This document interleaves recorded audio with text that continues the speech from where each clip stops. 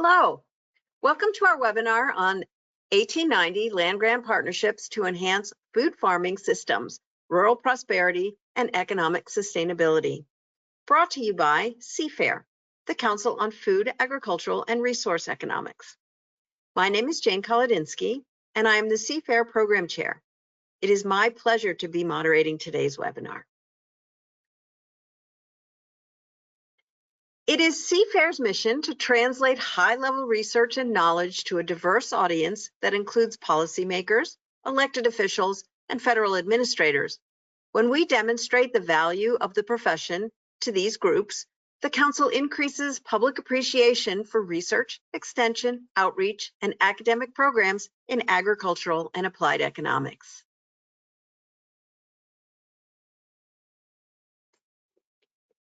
Before we get started, I want to provide some background on today's topic. The 1890 Center for Excellence for Food Farming Systems, Rural Prosperity, and Economic Sustainability supports 1890 land-grant institutions in their efforts to increase profitability and rural prosperity in underserved farming communities. These efforts address critical needs for enhanced training and development. This webinar will discuss activities related to food and farming systems, rural development, and economic sustainability led by these centers, highlighting their significant impact on rural communities.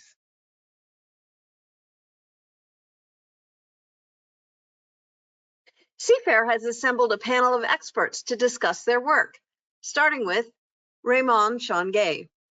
He is the 1890 Extension Administrator, Director of the 1890 NIFA Center for Farming Systems, Rural Prosperity, and Environmental Sustainability, Director of the Carver Integrative Sustainability Center, that's CISC, and Associate Dean of Agriculture and Environmental Sciences in the College of Agriculture, Environment, and Nutritional Sciences at Tuskegee University. That's a lot of jobs, Raymond. Raymond has degrees in biosciences and philosophy and directs his professional interests towards sustainable development with tools and strategies for natural resource management and regeneration in limited resource contexts.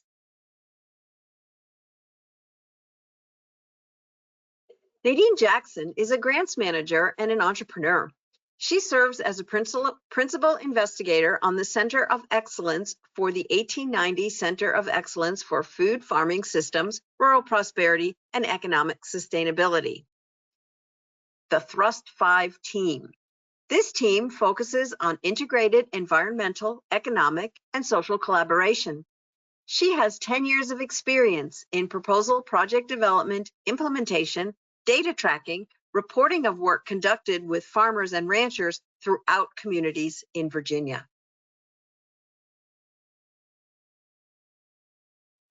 Clarissa Harris is an assistant professor of animal science at Tuskegee University. Her research focuses on the study of microbiology, food safety, and food additives on meat and poultry. Harris believes in providing direct assistance to producers, ranchers, and agribusinesses to maximize production and profits, but keep environmental factors in mind.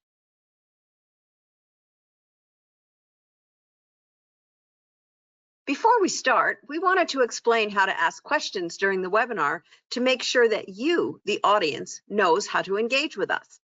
During the webinar, you can put questions to one or all of the speakers by typing them into the box in the control display accessed by clicking on the question drop-down list as shown on the slide here that you can see and sending it to the organizer. That would be me.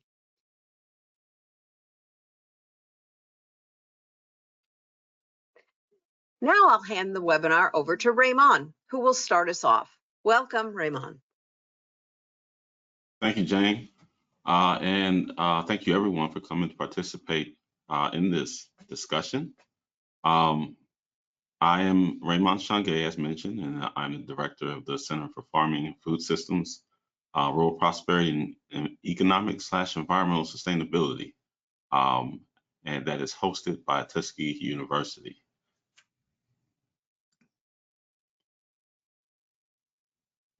Next slide. I am the director. We do have a home team that's comprised of Dr. Conrad Bonzi, Dr. Tasha Hargrove, Dr. Franklin Quarko, Dr. Doris Eves, and Mr. Jamal Brown. That's our internal team that deals with all communications as well as media for the center.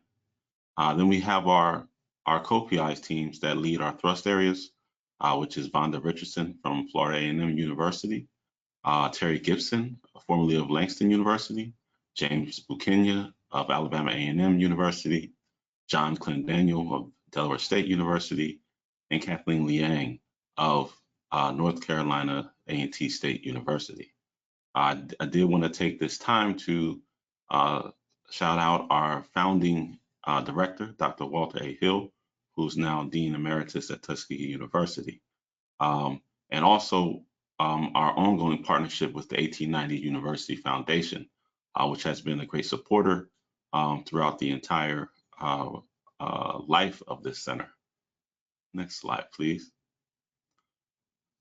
So our center is one of 6 that exist in the 1890s community, established in the 2018 Farm Bill.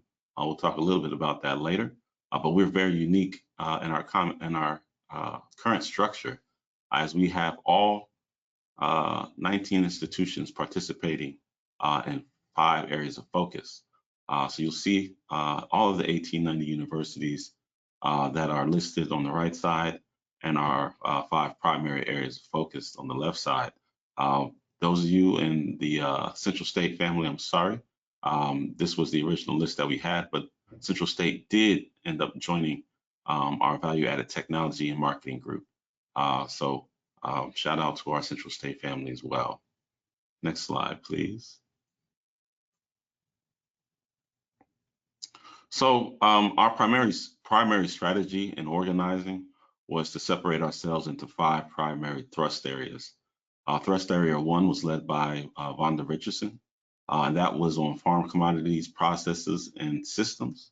And that looked at sustainable modes of production, innovative crop varieties and trials, as well as enhanced marketing strategies for those producers. Our second thrust area was for ranch commodity processes and systems.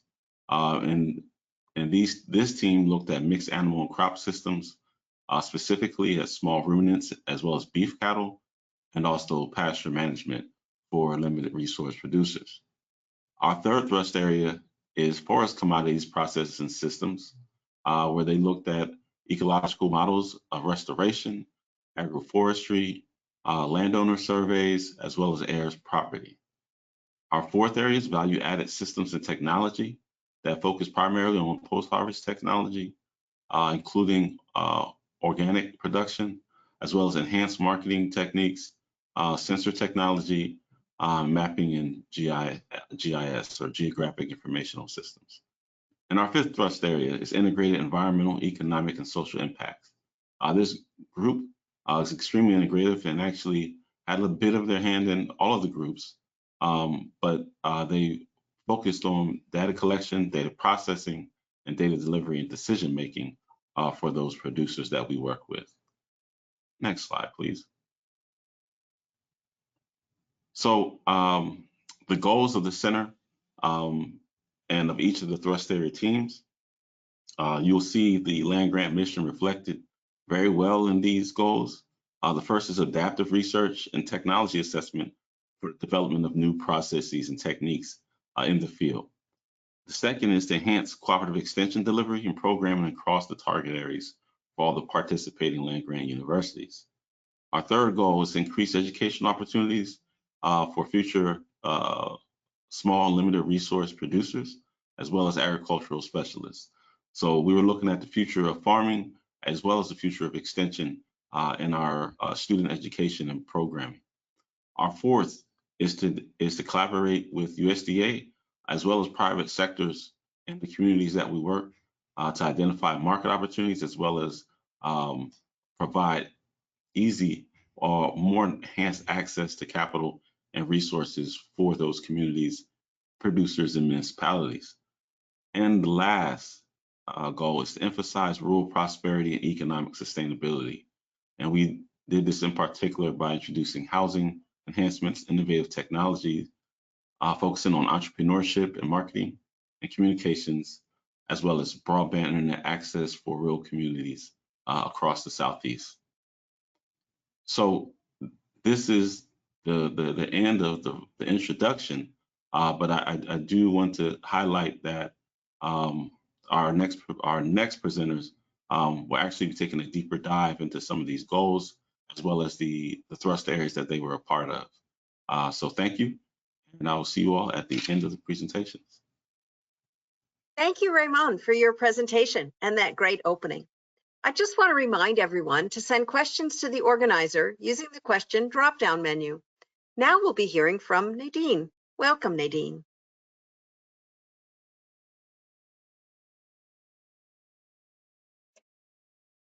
Thank you.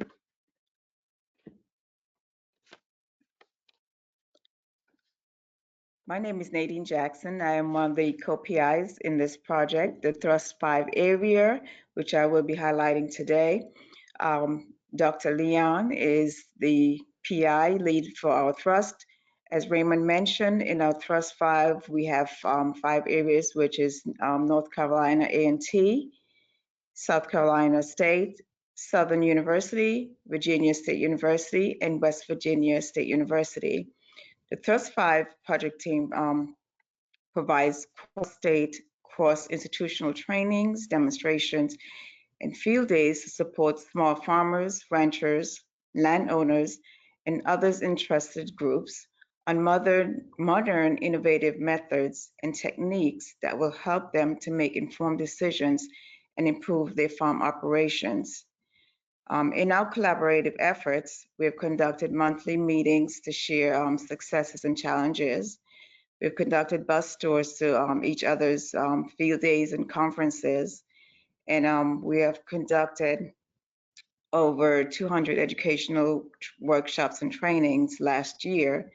And some of the topics that we covered were hydroponics technologies, ag landscape design, sustainable ag tech workshops, porchscaping workshops, specialty crops, ethnic marketing workshops, financial literacy workshops, drone and sensor workshops, mobile tech assistant workshops, grant writing, and a whole lot more. And these are some of the types of workshops that we do conduct. We also collect data for each one. So we have evaluations going on for each of the workshops that are conducted as well. Next slide. So this shows a calendar of events. As you can see, this is covering the month of March, but what we try to do is to capture what's happening at the different locations. And we have all of the events posted here so that we can either share amongst our participants or amongst each other as universities amongst the Thrust. Next slide. This is a page that was created for our Thrust. It's on the VSU site, the Small Farm Center. The first tab at the top that says share information. Here is where other universities are encouraged to share whatever upcoming events they have. And so once we get that, we are able to post them on our calendar, the page that you previously saw, and they're able to either do group trips or just share it amongst the participants so we can know what's happening at the other university.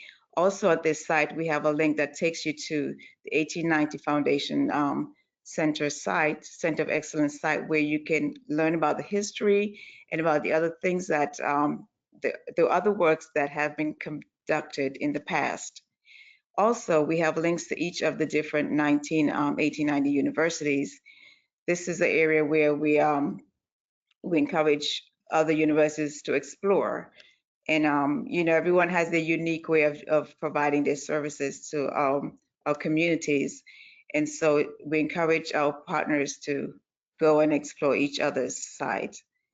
And we also had, during COVID, we had some tours that we done virtually. And we have both of those listed towards the bottom. So if you are able to, you may go and visit the vsusmallfarms.com/1890 University and just explore the various works that are being done at the different universities. And next slide. And so our contact, the PI for our Thrust 5 is Dr. Kathleen Leon. Her name and information is listed here, and mine is also listed as well. Thank you all. Thank you so much, Nadine. Next, I'd like to welcome Clarissa.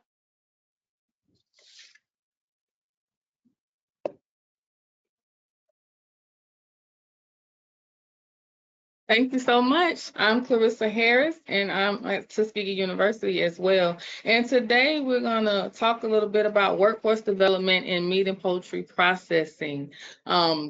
This area is near and dear to my heart because it's very important, and we see the need within our rural communities to make a difference and get them directly what they need, when they need it, and then also the assistance that they need for that. Next slide. So for the purpose, we just want to go in and talk about how it's important to support the collective efforts of the small processors and processors within any area to enhance their success in improving the recruitment, retention, and career readiness for individuals. Based from the ERS data, this was pulled from 2021, and I know they're still working on some data, but about 2 million people had jobs within the beverage industry and manufacturing industry. And of that, 30% of those jobs were from meat and poultry processing plants. So that number alone, shows what needs to happen and the things that need to be done to kind of move forward to get that area moving. And for us, what we're trying to do is create a model within, Alabama as well as the 1890 community to be able to enhance the needs and then also enhance the workforce training that's needed. So we're trying to create a collaborative effort in order to go into the communities and serve them as well as, the students or anyone that's interested with, trying to find some type of job or training. Next slide. As far as economic impact, the things that we were focused on and looking at within those communities were job creation, especially in rural communities. In some cases, looking at boosting the local food systems and then strengthening the agricultural economy. And the reason that we wanted to focus on these things is because sometimes within the Alabama Black Belt region, within the Alabama Black Belt region, some places are considered food deserts. And one of the things that we were trying to answer questions with was, what are we going to evaluate? How are we going to look into it? And then as far as meat and poultry processing, what is being offered and what do we see normally within these places? And we were able to do some, start up with evaluable beginning research and then to see and explain, what happens with that and then how to move forward and create that resilience in that field. Next slide. So based on the goals from the workforce training side, we wanted to look at, the things that were already there, meat and poultry processing facilities. So how can we help and assist with doing things within those communities? So expanding local processing plants, promoting sustainability and ethical meat production, as well as supporting small-scale meat producers. Now, when we come back into looking at and evaluating small-scale meat producers, those numbers may range minimum 500 head of cattle. In our areas, that may not be available and the producers may not be able to have that amount. So what would be a solution with the training aspect and how can they make the best informed decisions based off of what they already know and what they have? So some of the purposes were included looking at small and mid-sized meat processing facilities and how they can be less dependent on those distant processors. For example, if someone wanted to go and get their animal processed, or several animals processed, how long would that take? They couldn't just go the next day and say, I want to get my animal processed. It takes time. The wait time initially started about 2 years ago, was about 6 months, and now it goes up until about 18 months just to process, an animal. So looking at these things, we're trying to figure out how we can work towards making a better economy, and then also providing opportunities within those areas. Next slide. So from the case study findings that we started off initially, we were looking at the Black Belt region of Alabama and seeing what the potential was for the meat processing infrastructure. We saw and realized that you can have sustainable farming practices, and you can enhance that meat quality within that environment through conservation. And then also being able to address these issues. How can we train people in the areas, and then what that will look like to make our areas thriving? So using this as a model template can work not only for our area, other rural areas within our region and our network can move for these as well. Next slide. You might ask, or thinking about, why am I keep talking about meat and poultry processing? Because this is something that's necessary. It's necessary to provide opportunities where there may not be any other opportunities.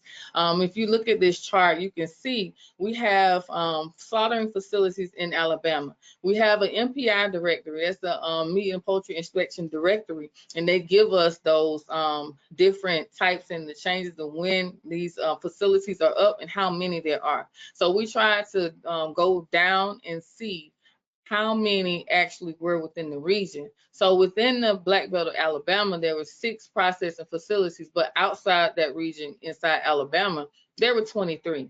So those were the 6 that were in the region. They were spread out, and they weren't specifically USDA certified. They may have been custom exempt of state slaughter, but how can we change this, and how can we move forward with that? Next slide. And this is just providing an overview of, why we felt like, we can utilize these training opportunities within the region. And it just focuses on, the limits and the needs of what happens and how we can strengthen the meat production and how it can be boosted. Next slide. And then that's what we're coming up with, creating the training programs to be able to help address this issue. Tuskegee University has been in the forefront with creating these programs and finding producers and processors where they are. And we have several training programs that we're listed with. If you, I know I'm running down on time, but they are available for the community as well as anybody within the network that needs this. And they are very beneficial and valuable. And with that, that's it. Next slide. Thank you. Thank you, Clarissa. So now I'm going to pass it back to Raymond to share a few closing remarks before we turn to our question and answer period. All right. Thank you again, Jane.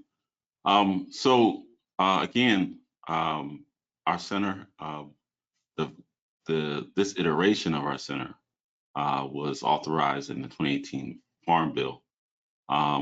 So a lot of the impacts that we have come over this 4-year cycle. But as you can see, when looking at the entire region that we serve, we've had quite an impact.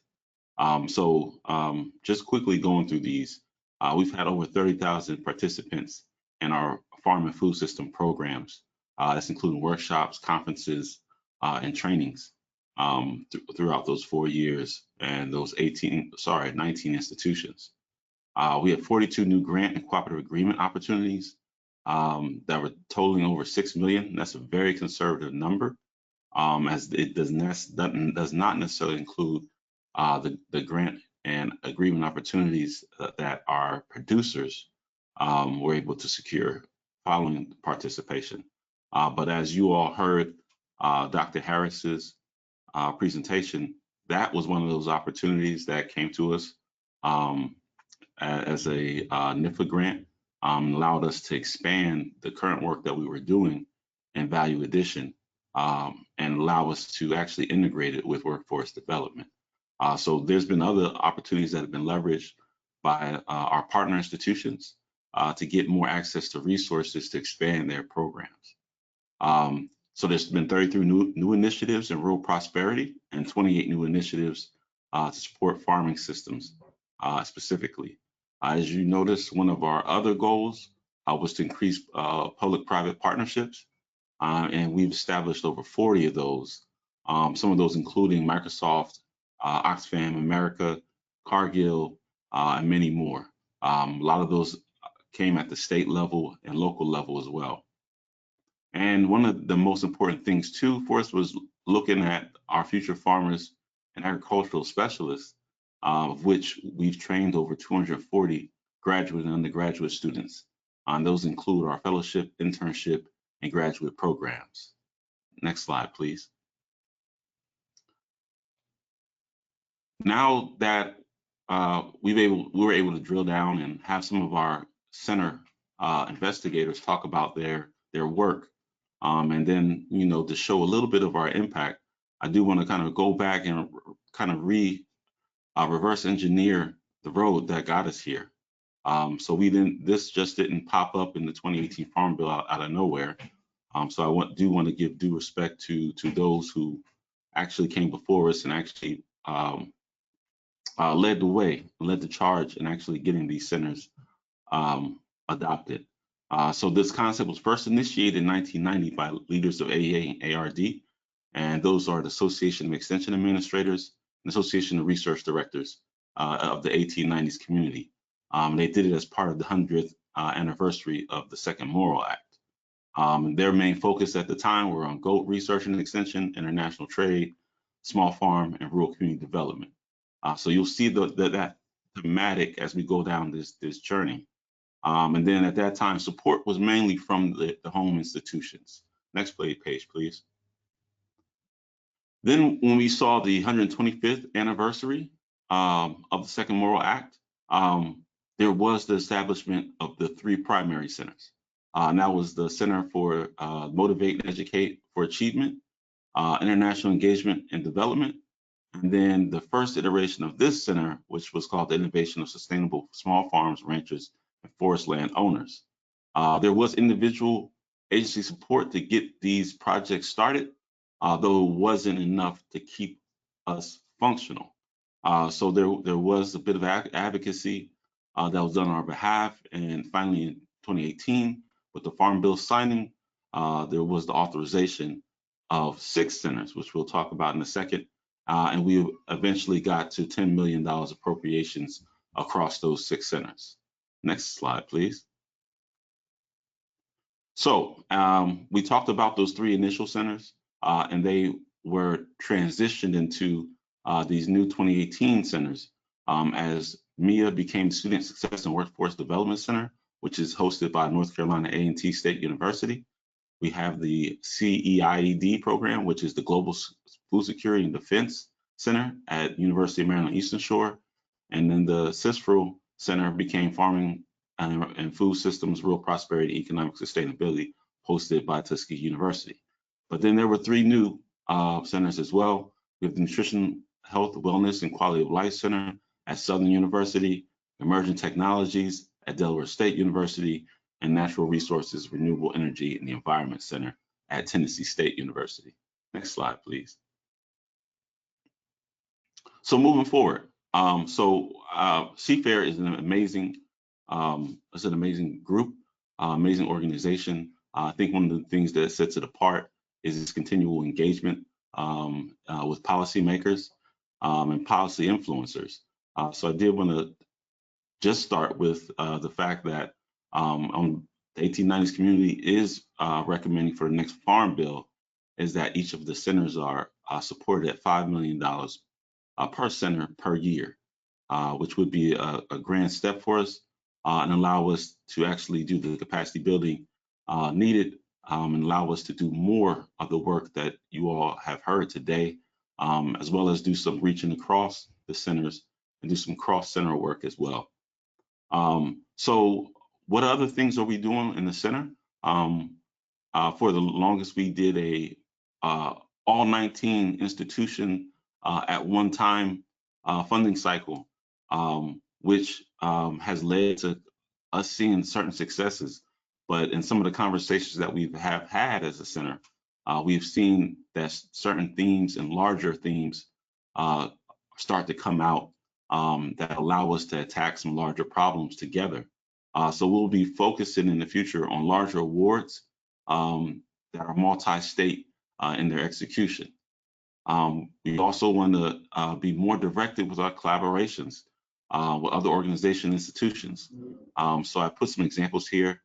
There will be some forthcoming work with the Association of Extension Administrators, as well as the Association of Research Directors.